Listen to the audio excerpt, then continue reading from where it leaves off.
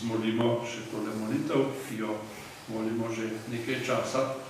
Naj ne samo, če bi bilo tako, kar je narobe, to ni Božja volja, pač pa, da bi ljudje odprli srca in da bi se odločali prav in živeli tako, kot nas Bog uči.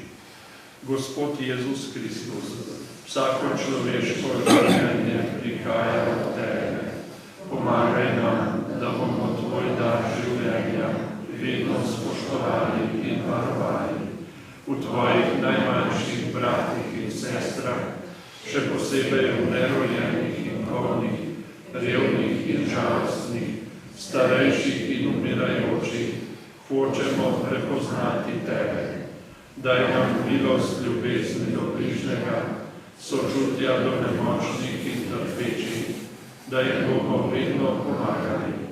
Tako bomo izpolnili Tvojo voljo. Daj nam poguma in moči, da se bomo vztrajno in javno zavzemali za življenje in tako dospeli v nebeško kraljestvo. Amen. Marija, pomoč kristjanov. Sveti Jožef, steber družin. Še kakšno obvestilo. Jutri, torej začetek tedna Karitas. Soboto 29.9. v Marinem domu na Brezovici izdelava adventnih venčkov. Zelo bomo veseli, če s seboj prinesete v naravi nabrane okraske. Venčke, ki jih bodo otroci izdelali, bodo na razpolago v soboto in nedeljo po sveti maši.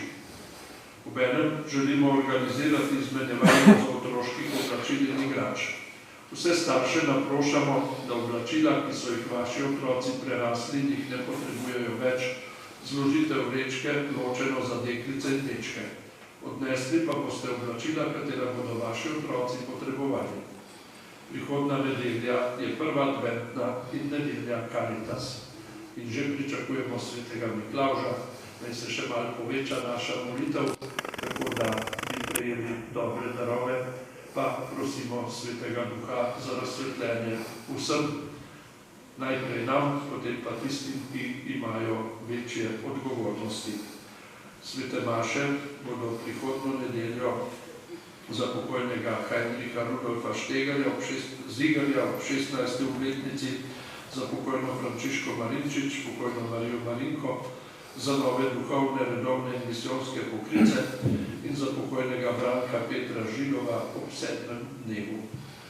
Prosimo za Božji blagoslov. Gospod z vami. Naj vas blagoslovi vsemogočni Bog, Oče in Sin in Sveti Duh. Amen.